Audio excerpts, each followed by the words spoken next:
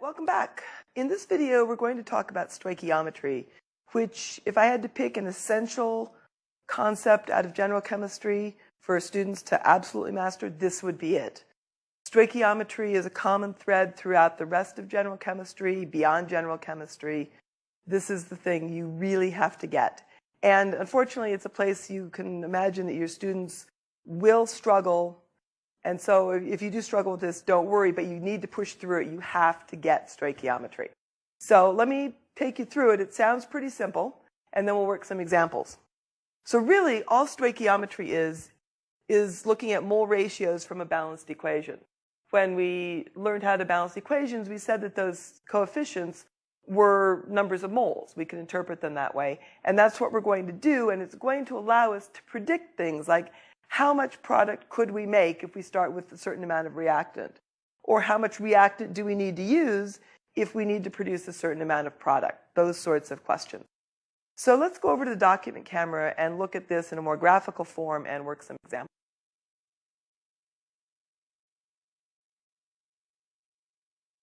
So I always think of stoichiometry really as a roadmap.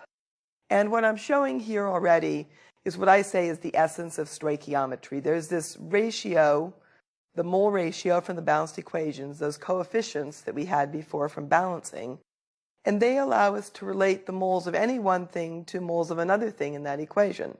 It could be a reactant and a product. It could be two reactants. It could be a product here and a reactant there. It's any two things in a balanced chemical equation. But if you're in lab, you know that you don't go get 5 moles of something. You weigh out a mass on a balance. And so we're going to need some way to get from what we would measure out, say grams of A, and turn it into moles of A. And we already know what that is. That was molar mass. And we know that because molar mass has units of grams per mole.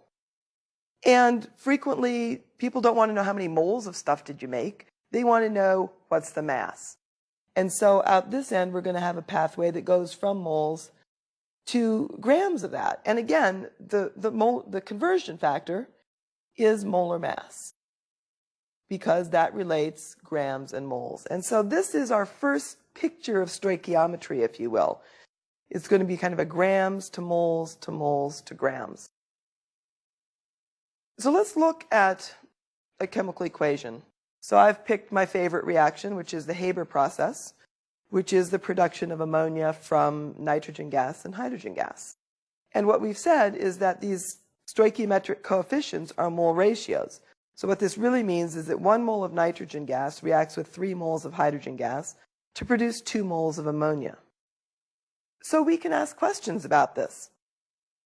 We can say, how much ammonia could you make if you start with 50 grams of nitrogen and an excess of hydrogen? And really, anytime you see excess, that means you can ignore this one. You have plenty, and it's not going to affect the question. So let's think about, if we can get it all the way on there, how would we approach this? We know that we want to know how much ammonia are we going to make. So we're looking at this. This is our target. And we've said that we have an excess of hydrogen, so we can ignore this because it was in excess. And we know that we have 50 grams of nitrogen. So really the relationship we're looking at here is nitrogen to ammonia. So we're going to follow the pathway. We're starting with grams of A, and A in this case is going to be our nitrogen gas. So we have 50 grams of nitrogen gas. And we need to use molar mass to convert it into moles of nitrogen. So off the periodic table, we know that for every 1 mole of N2, that's 28.02 grams of N2, the molar mass. Now we're at the essence of stoichiometry. We're going to use that mole ratio from the balanced equation to go from A to B, or nitrogen to ammonia. And it's 1 to 2. And at least when you're starting to master stoichiometry, I suggest you write your units in first, We've got moles of nitrogen. We're trying to get rid of that. We want moles of ammonia, ultimately. So my mole of nitrogen is going on the bottom, and the mole of ammonia is going on top. And then you pull in the numbers. The 2 goes with the ammonia, and the coefficient for nitrogen was 1. And we're almost there, but again, rarely do people say, how many moles did you make? They say, how many grams did you make? How many kilograms did you make? And so we need to convert back into a mass using molar mass, but this time of ammonia. And so again, thinking about units, this is going to be moles of ammonia. This is going to be grams of ammonia. And there are 17.03 grams of ammonia in a mole of ammonia. And if you do that out, you find that you can make 60.8 grams of ammonia. So that's a very typical stoichiometry problem. It's what I call the grams to moles to moles to grams. So let's look at that again, but in a slightly different way. I'm going to use the same equation, chemical equation, which is now gone, so let me rewrite that. Nitrogen plus 3 hydrogen, gases. We always want to include the equations, the state of all of the reactants and products. And so you make 2 gaseous ammonias. So here we're going to do the same sort of thing, but now I'm telling you, you need to make 100 grams of this. We're going to have an excess of nitrogen, which means that we can ignore this because it's in excess. The problem told us that. And then we have our target. How much of this do we need? So really, this is the same problem as before. It doesn't matter that we've got the amount of a product and we're working backwards to reactants. It's the same thing. A and B can refer to any 2 things in there. So we're going to start with what we know, which is the ammonia. Our target, we need to make 100 grams of ammonia. We need to change that into moles. And so we've got grams and moles. And the molar mass, 17.03 grams. We're at moles of ammonia. Now we're here. We're going to go for our mole ratio. And we want moles of ammonia on the bottom. And we want moles of H2 on top. And we look at the equation, and there were 3 from there and 2 from there. And yet again, we're going to convert back into grams. And so we're going to say, moles of hydrogen, grams of hydrogen. There's 2.02 grams of hydrogen in a mole. And if you work that all out, you find out that you need, it's getting really messy, 17.8 grams of hydrogen would be needed to make your 100 grams of ammonia. So really, it was exactly the same problem. It did not matter that we were starting with a product and working backwards toward reactants. So we're going to work another slightly more complicated stoichiometry problem. And thinking back to the introduction to stoichiometry video when you were talking about making bicycles, you talked about limiting reagents. You were making bicycles, and you had frames, and you had wheels, and you found that you couldn't make any more bicycles once you ran out of either one of the components. It didn't matter how much of the other one you still had left. Same thing holds true for chemistry, and so we're going to work that sort of problem, but now in a chemical sense. So we're still going to take our Haber process, because it's still my favorite equation. And we're going to look at this. How much ammonia can you make from a certain amount, 50 grams of hydrogen and 150 grams of nitrogen? So it's still a stoichiometry problem. We're talking about how much of this can we make. But the complicating factor is now we have nothing in excess that we know of yet. Nothing says excess. We have 50 grams of hydrogen, and we have 150 grams of nitrogen. And so probably one of those is going to run out before the other. If it didn't, if we had exactly the right amount of both, we would say we had stoichiometric amounts, but you can't assume that. So we need to figure out what we're going to run out of and how much product we can make from that.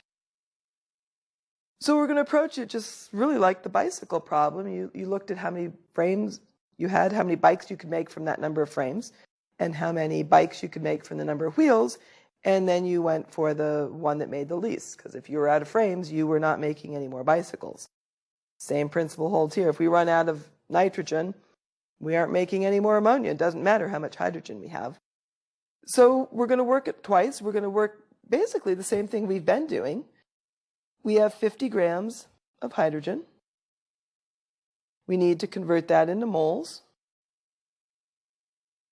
using the molar mass, and so it's 2.02 grams of hydrogen in a mole. We need the mole ratio, and so we're going to be interested in hydrogen and how much ammonia, how much product can we make from that. And there's 3 moles of hydrogen required to produce 2 moles of product. And then, as usual, you want it in grams, because nobody cares how many moles you made. They want to know what mass did you make, how many grams. So we've got moles of ammonia. And we need the molar mass, which is 17.03 grams in 1 mole. And if you do that, you find out that you can make 282 grams of ammonia from the amount of hydrogen we were given.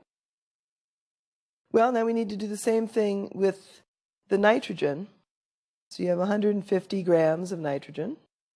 Same exact process. We're going to convert from moles of nitrogen to grams, from grams of nitrogen into moles of nitrogen. There's 28.02 grams in a mole. Our mole ratio now is between moles of nitrogen and moles of ammonia. And there's 1 mole of nitrogen for every 2 moles of ammonia. And back to the grams of product. And we find that if we do that, we can make 182 grams of ammonia. So this one is clearly our limiting reagent. We can only make 182 grams of ammonia before we run out of nitrogen. So this is the limiting reactant, or reagent as we say. This would be the maximum amount we can make, because once we have no more ammonia or no more nitrogen, we can't make ammonia. I also want you to notice here that we couldn't just assume that the one we had less of in terms of mass was going to be the limiting reagent. That's not going to be true. The molar mass factors into that, the mole ratio factors into that. So you can never just assume that whatever you have the less mass of is going to be your limiting reagent. And in fact, it was not the case here. We had a lot less in terms of mass hydrogen, but because it's so light, the nitrogen was our limiting reagent. So that's a more involved type of stoichiometry problem. Now, you've seen precipitation reactions, you've seen acid-base reactions, and some of that was done in solution. And so this is nice. We were dealing with gases here, but we do a lot of chemistry in solutions. And so we're going to need something similar to this, but dealing with solutions, because molar mass is not going to help us there. And we don't typically start with mass. We typically start with a volume. So we'll have a volume of A. And so this book's called Solution Stoichiometry. Basically, reactions that are happening in solution. We measure solutions in volume typically. A lot of times we want to know what volume can we make, what volume do we need to use. So this would be our volume of B. So we need something here that's going to function like molar mass did. And here, we're going to call our volume, we're going to have it in liters. And so we need something that converts between liters and moles. And that happens to be molarity. The symbol for molarity is a capital M. And that's important because later on, when we talk about colligative properties, we'll come up with another concentration unit that has a lowercase m as its symbol, molality. And so it's very important that you indicate this with a capital M at all times. The definition of this is the number of moles of solute. stuff you dissolve, per liter of solution. So this is looking at the amount of stuff you dissolved in the volume of the solution. Moles per liter, which is exactly what we need. And so our conversion factor for solution stoichiometry is going to be molarity. So this is the molarity of A. This will be the molarity of B. And just a style point, we're going to see things like this. We're going to say we have 0.10, and there'll be a capital M, hydrochloric acid. The way one says this is 0.10 molar. We don't say molarity here. 0.10 molar, write that out, molar, just like the tooth, hydrochloric acid. All right, so really, this is just another pathway into stoichiometry. We are really going to be doing essentially the same things. So let's look at what a problem might look like.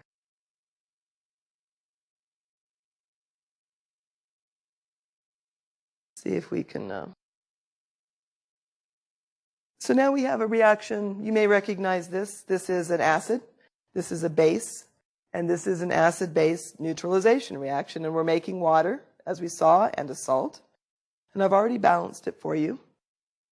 And the question that's being asked then might be, what volume of the calcium hydroxide, so we're looking at this, what volume, will be required to completely neutralize, and we have some information about the acetic acid. We have 25.0 milliliters, and we know a concentration. Oops, actually, I did not balance this. Now it's balanced. What volume? So we've got, these are our things. So A is going to be our acetic acid, and what we're looking for is the calcium hydroxide. So we're going to work this really the same way, except that now, remember from our roadmap, we're starting with volume in liters. That's important. We have to be in liters. And we're going to go from volume liters to moles to moles to liters. So let's look at what that's going to look like. We'll start, we had 25 milliliters, we need that in liters. So 0.0250 liters. And keep track of your chemical. It's not enough to put liters anymore. You need to know liters of what when you're working these stoichiometry problems. So this is liters of acetic acid. And we know the concentration. That's our conversion factor here. And remember that this is actually moles over liters. Capital M in calculations doesn't work very well. It doesn't seem to cancel with anything.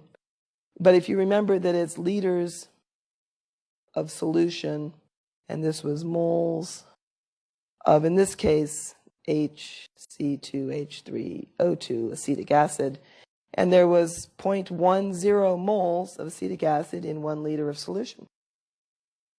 Now we're at that essence of stoichiometry. We need the mole ratio. And so we need moles of acetic acid and moles of calcium hydroxide. And there were 2 moles of this to 1 mole of that. And so we're going to go back. Now we're at moles. Before we went to grams, we're dealing with solutions now. We're going to go back to volume. And so what we have is the molarity, and so that's moles of calcium hydroxide per liter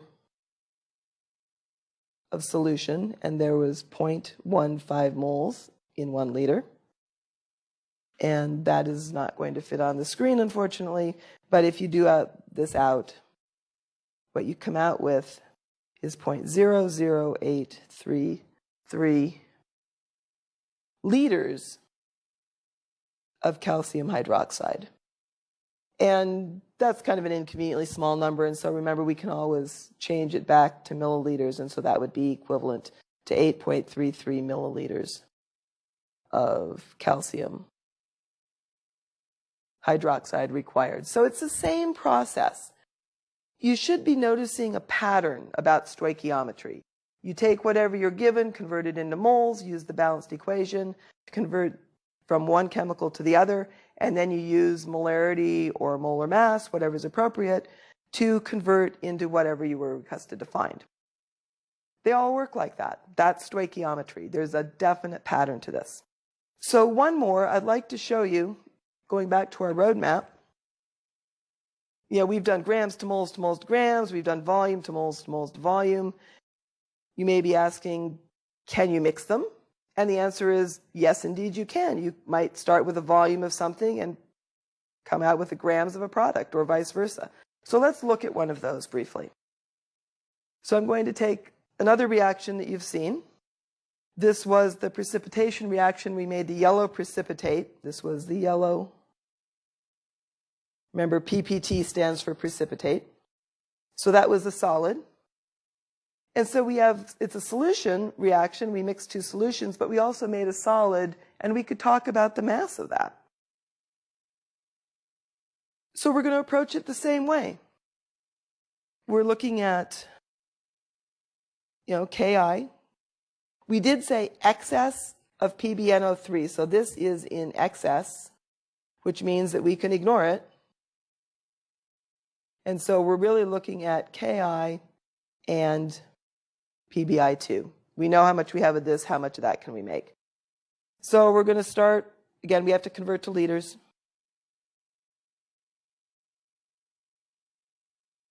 And this is Ki. We're going to use the molarity. I'm going to abbreviate solution like that. This was moles of Ki, and it said that it was 0.10 moles of Ki per liter of solution. We're going to use the stoichiometric ratio. So this is moles of Ki. And now what we're interested in, which is the lead iodide, the yellow precipitate. And it took two of these to make one of those. And this is a solid, so it makes sense to talk about the mass. When we say how much, we're probably talking about a mass. And so we need the molar mass, which is really, really pretty heavy, because this is lead. You all know that lead is heavy. And so there's actually 461 grams of lead iodide in a mole of lead iodide. I should actually be calling that lead 2 iodide. And if you work that out, you find that what we would have made is 0.58 grams of the lead 2 iodide. So again, same process. You'll notice the pattern. The pattern's really important. When you're working stoichiometry problems, focus on that. And like I said, this is an essential concept in general chemistry. You need to practice this until you're really comfortable doing this. It's going to come back all through the whole year of general chemistry, and probably beyond for some of you. So that's stoichiometry.